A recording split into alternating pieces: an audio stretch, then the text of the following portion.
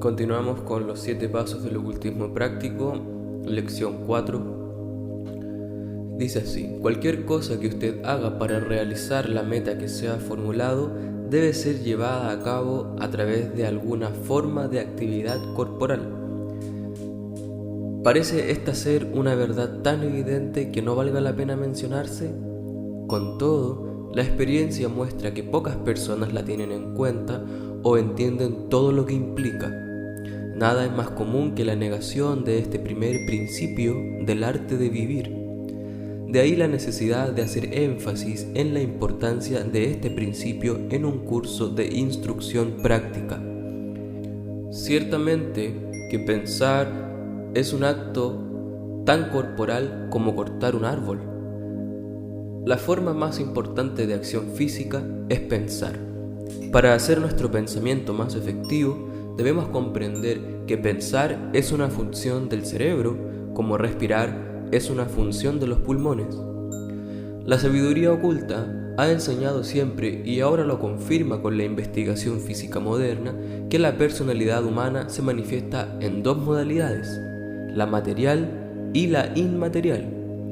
Aún durante la encarnación física, se la ha visto y reconocido como funcionando también en un plano inmaterial o plano astral, usualmente durante el sueño o trance. Además, la investigación psíquica ha identificado personalidades humanas específicas funcionando antes y después de la muerte física en planos no físicos o planos desencarnados. Ese es el mundo de los muertos.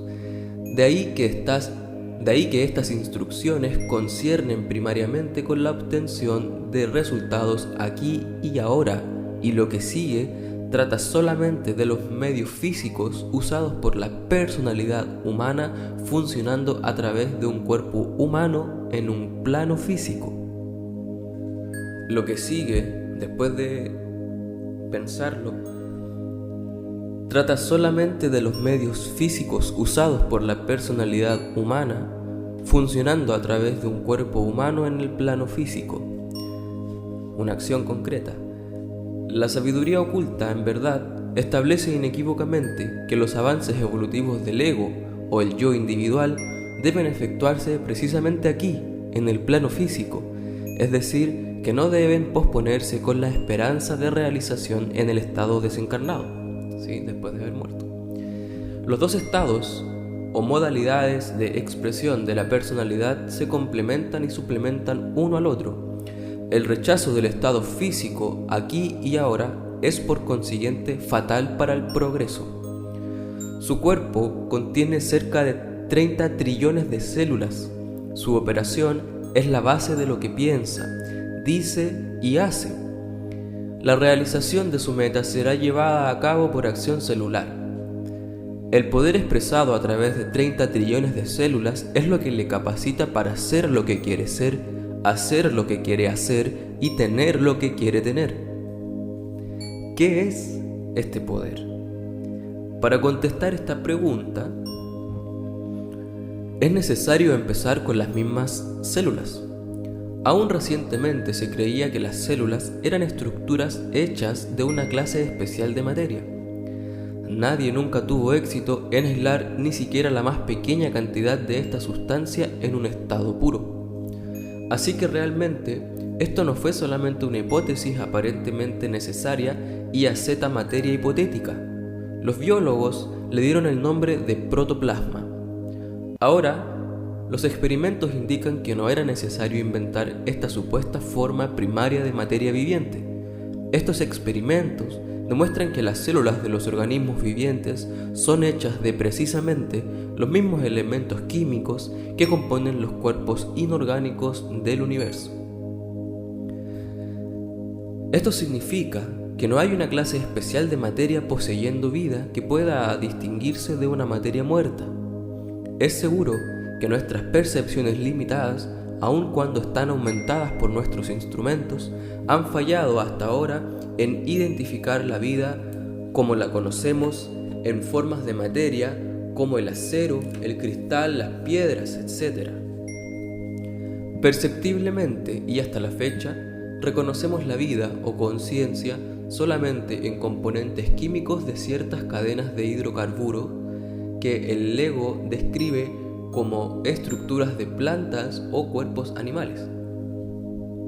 Pero ahora algunos biólogos importantes están empezando a sospechar lo que la sabiduría oculta ha enseñado siempre, es decir, que la vida es una expresión de conciencia, por muy ilusiva e irreconocible, latente en toda clase de materia orgánica o inorgánica.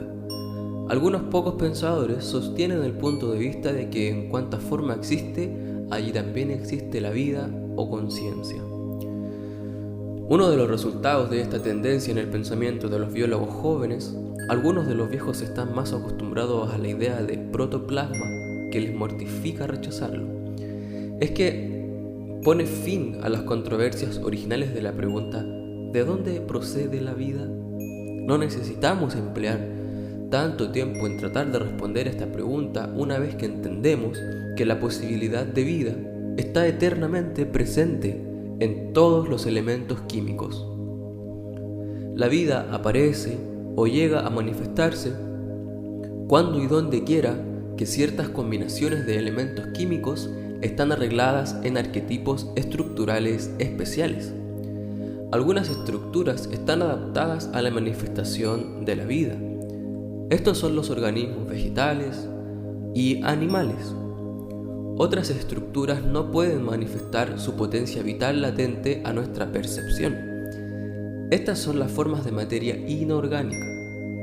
Las formas orgánicas e inorgánicas, no obstante, están compuestas por los mismos elementos. Esta es una antigua doctrina. Lo que es nuevo es la reciente confirmación por investigaciones del laboratorio.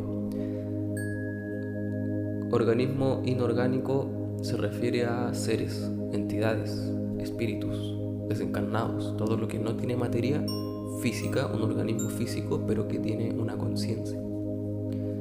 Por eso es vida, son parte también. Todo el mundo, fungi, los elementales de la tierra y todos son parte de ese grupo de inorgánicos. Toda célula, entonces, está formada de varios elementos químicos. Estos elementos y la materia en la cual están mezclados se componen de pequeñas estructuras llamadas átomos. La sustancia de cada átomo en el universo es idéntica con la sustancia de todo otro átomo. La diferencia entre un átomo de oro y un átomo de plomo no es más que una diferencia en el número de interrelación de unidades en la estructura de los átomos. La sustancia real de todo átomo en el universo es idéntica con lo que es llamado algunas veces energía radiante, otras luz y también electromagnetismo. Estos son diferentes nombres para una cosa. Así que la sustancia de las células de su cuerpo es realmente poder luz. Además, la energía que se manifiesta en las actividades de estas células es el resultado del poder luz fluyendo a través de las células, y la función de cada una de ellas es un resultado del flujo de este poder luz.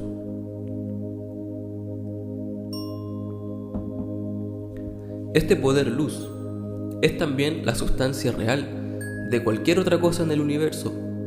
Cuanto existe es una modalidad de él. Este es el poder que opera en las reacciones de las sustancias inorgánicas. El mismo poder encuentra expresión en las actividades de las plantas y de los animales. Cuando opera a través del cuerpo humano, y especialmente a través del cerebro humano, produce el fenómeno característico de la personalidad humana. Tales son las conclusiones hacia las cuales se dirige el pensamiento científico moderno como resultado de millares de experimentos en muchos campos de la investigación. Esta conclusión es la misma primera premisa de la escuela oculta de donde se derivan las enseñanzas de constructores del aditum. Pero la escuela interna va aún más lejos que la mayoría de científicos modernos. Sostiene que, siendo evidente para los observadores entrenados,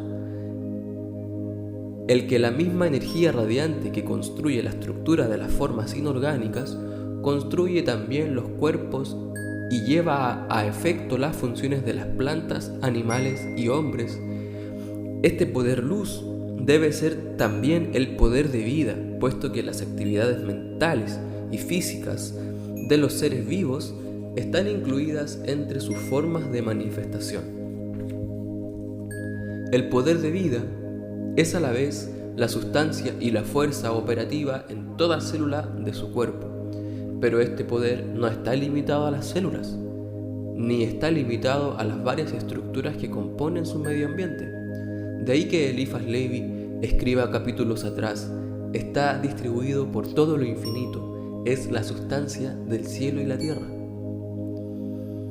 El poder de vida construye todas las estructuras físicas, incluyendo las células de su cuerpo y de sí misma.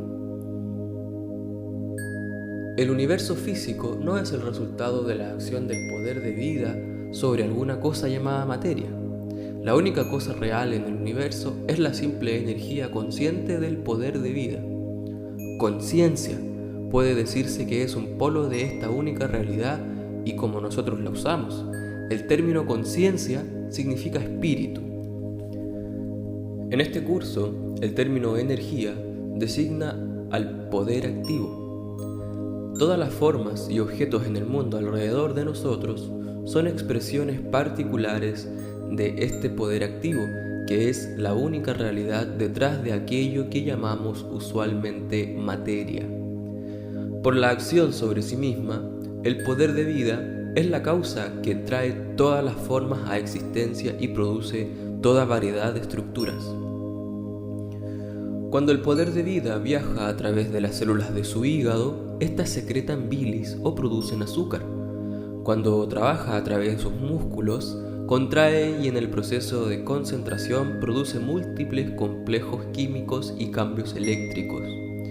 Cuando opera a través de sus células cerebrales y de otros centros de su sistema nervioso, el resultado es la manifestación de ciertos estados de conciencia y la expresión de poderes de la personalidad humana relacionados con estos estados mentales.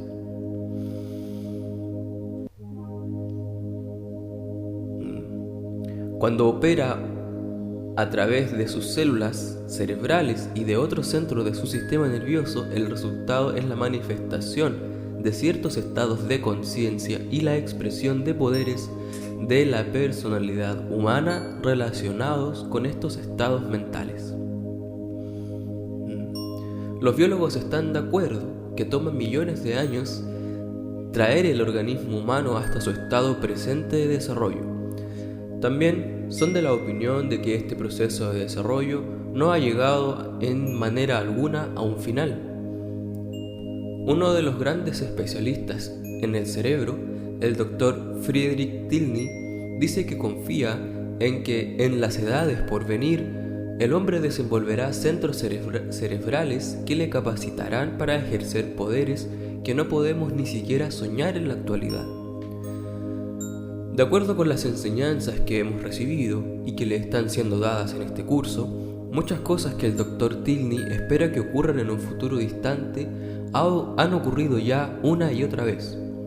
En toda generación han vivido hombres y mujeres que fueron capaces de ejercer poderes mentales y físicos para nada usuales. Viven hoy y uno de los propósitos de este curso es aumentar su número.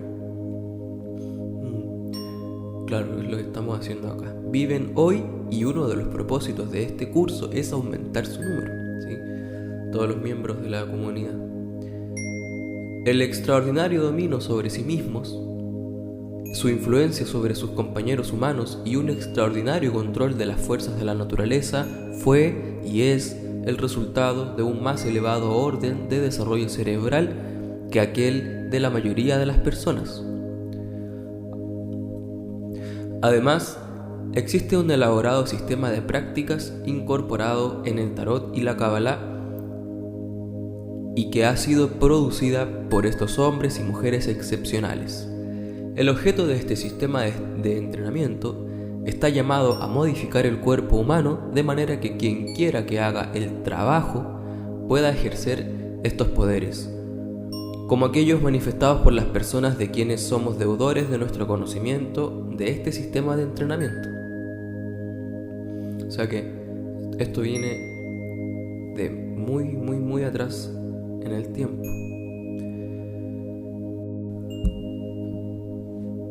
Las transformaciones físicas efectuadas por esta práctica son parcialmente químicas y parcialmente estructurales, es decir, el objeto de alguna de estas prácticas es producir cambios en la composición de la sangre, la linfa y de las secreciones glandulares. Otros aspectos del trabajo están designados a alterar la constitución de grupos de células en el cerebro y en el sistema nervioso. Con el fin de entregarnos a estas prácticas, por consiguiente, es necesario primero que todo saber que no estamos intentando trabajar sobre alguna vaga e invisible entidad llamada mente. Produciremos una serie de cambios en nuestros cuerpos que le capacitarán para especializar el poder de vida en modalidades particulares de fuerza que no son expresadas a través de los organismos humanos promedio. Para efectuar estos cambios, debemos primero hacer uso de las realidades acerca de la subconsciencia que hemos explicado en la lección 3. Puesto que la subconsciencia es la constructora del cuerpo y responde siempre a la sugestión cuando sabemos cómo proporcionarle la clase correcta de insinuaciones, podemos ponerla a trabajar en los procesos que producirán las modificaciones químicas y estructurales antes mencionadas. Podemos aprender a hacer esto porque poseemos un depósito de conocimiento altamente organizado en cuanto concierne a esta empresa. Debido a la naturaleza nada usual del trabajo, este conocimiento ha permanecido hasta recientemente en manos de unas pocas personas y aún ahora solamente un relativamente pequeño número de estudiantes está preparado para recibir la instrucción técnica que usted empezará a recibir a partir de la 8ª semana de sus estudios. Aquí con el término trabajo, cuando se habla de trabajo, es un trabajo interior, un trabajo personal, profundo. Es el trabajo que se hace justamente con este curso. Todo el esfuerzo que implique, a ese trabajo se refiere. En tiempos pasados, la ignorancia general de la raza humana hacía peligroso para aquellos que poseían este conocimiento el intentar comunicarlo. Quienes sabían fueron forzados a ocultar sus opiniones reales a las masas, no porque quisieran guardarlo únicamente para ellos, sino porque sus esfuerzos para lograrlo encontraban el escarnio, la persecución y la resistencia organizada. En cierta extensión, la ignorancia e intolerancia que hizo hasta la posesión de este conocimiento peligrosa en otros días existe aún en el mundo, pero su poder es menor al de antaño. Durante los últimos 50 años ha habido tal avance en el conocimiento humano y en la educación general que ahora es posible hablar más ampliamente que nunca antes. Lo que antes fue escrito en parábolas, en paradojas y en enigmas puede ahora hasta cierto punto establecerse sin disimulo. Mucho de lo que se limitaba a la expresión simbólica, entendido solamente por los iniciados, puede ahora ser puesto en lenguaje claro. Tal expresión directa y abierta de la doctrina esotérica es el objeto de los textos de nuestro programa. En esta lección, por ejemplo, se le ha dado la esencia de una idea fundamental que existe en el corazón de todas las grandes enseñanzas ocultas del pasado. Justamente las enseñanzas ocultas del pasado se transmitieron a través de símbolos. De ahí vienen, por ejemplo, las manos marcadas en las cuevas, los objetos, los dibujos, los jeroglíficos, todo eso son justamente símbolos que representan algo y que los iniciados pueden entenderlo fácilmente.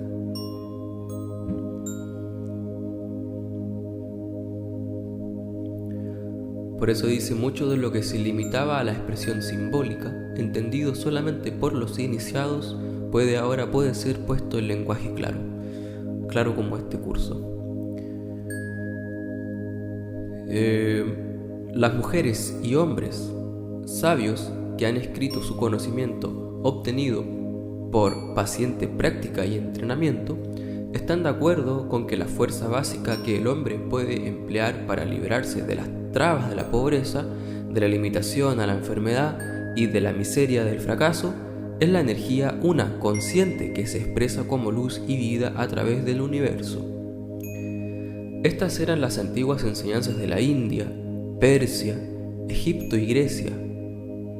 Esta es también la doctrina de la Biblia, la cual aprenderá a interpretar a medida que continúe con sus estudios. Entonces este conocimiento viene de lo profundo de la civilización. India, Persia, Egipto y Grecia, ¿cierto? Son todas las civilizaciones que estuvieron mucho antes que nosotros, tienen un conocimiento muy profundo sobre la complejidad y los misterios del ser humano. Imagínate que no había distracciones en ese tiempo, no había un teléfono para jugar, todo era trabajo. Habían escuelas de iniciados, escuelas de misterios, liderados por sacerdotes. Esos eran los verdaderos sacerdotes, hombres de conocimiento.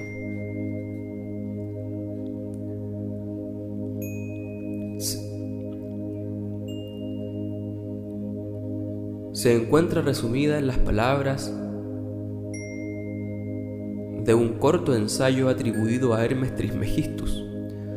Todas las cosas proceden de una, por mediación de una, y todas las cosas tienen su nacimiento de esta cosa una, por adaptación.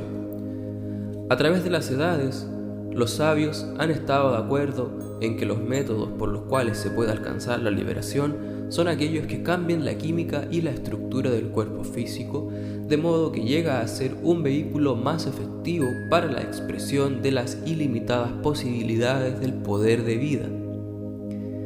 Pura poesía esto. La idea de que estos métodos para cambiar la química y la estructura del cuerpo son en gran parte, pero no completamente, mentales, es central en todas las enseñanzas.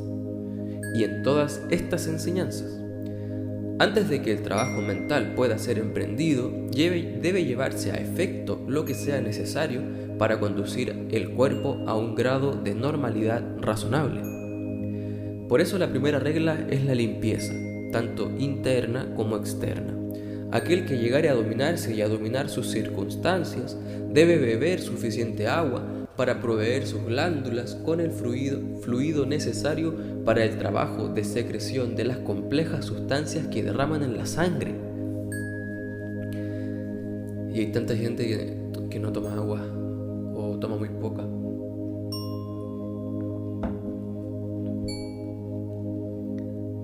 Justamente eso es la aplicación práctica del ocultismo, de la magia, en el fondo. Sin llegar a convertirse en fanáticos, atención aquí, se debe tener suficiente conocimiento acerca de la alimentación para estar seguros de que lo que come le alimenta y no lo envenena. Las bebidas, las Coca-Colas. En estos días, este conocimiento debe incluir suficiente información en lo concerniente a las vitaminas que son requeridas para suplementar las desnaturalizadas y desvitalizadas sustancias que el proceso de enlatado y el uso de ciertos fertilizantes han sustituido por verdadero alimento. Además de la dieta apropiada, el estudiante debe practicar hasta que su respiración sea regular y rítmica. Debe aprender también la posición correcta, de modo que de pie o sentado se encuentre erecto. Emprenderemos la práctica mental en las próximas 3 lecciones, pero la práctica mental es de poco uso para quien no utiliza su cerebro prestando atención a los preliminares que acabamos de describir. Los ejercicios mentales son efectivos solamente con un cuerpo que se cumple con la clase apropiada de alimento, suficiente agua y suficiente aire puro. Presumimos entonces que usted es lo suficientemente sensible para hacerlo debido con su cuerpo y en adelante se le instruirá en el trabajo mental que colocará la subconsciencia bajo su dirección. Del rico tesoro de saber oculto transmitido por los sabios de otros días, recibirá instrucciones claras y explícitas que le capacitarán para colocar sus pies en el sendero que conduce directamente a su meta elegida. Como preparación para esto, dedique por lo menos una semana a considerar la clase de actividad corporal requerida para realizar el deseo central. Si tiene alguna dificultad, es probable que se deba a que su meta no es lo suficientemente concreta o porque está tratando de ver demasiado adelante en ella. Recuerde, quiere ser y quiere hacer. Siendo y haciendo son siempre expresados por medio de una acción corporal. ¿Qué tiene que hacer su cuerpo enseguida? ¿Qué acciones físicas debe exigirle que efectúe? ¿Está listo para tales acciones? Y si no es así, ¿qué debe cambiarse para poder estarlo? Considere esto cuidadosamente, de modo que sepa definitivamente lo que su cuerpo debe llevar a cabo. Así será capaz de juzgar si su organismo físico está en la actualidad preparado adecuadamente para llevar a cabo su parte en la realización de su propósito. Si lo encuentra deficiente en algún particular, su próximo caso es remediar esa deficiencia. Esto establecerá las bases de toda construcción futura. De aquí viene justamente el nombre de constructores del Aditum. Aditum, que es que le llamaban a la casa de Dios interior, en la casa interna, y por eso constructores del Aditum, constructores de ese espacio interior. Por eso dice, esto establecerá todas las bases de la construcción futura. Por eso es importante seguir cada paso adecuadamente. Bien, es más largo esta lección, pero está bien. Está directa, clarísima. Seguimos en el siguiente paso.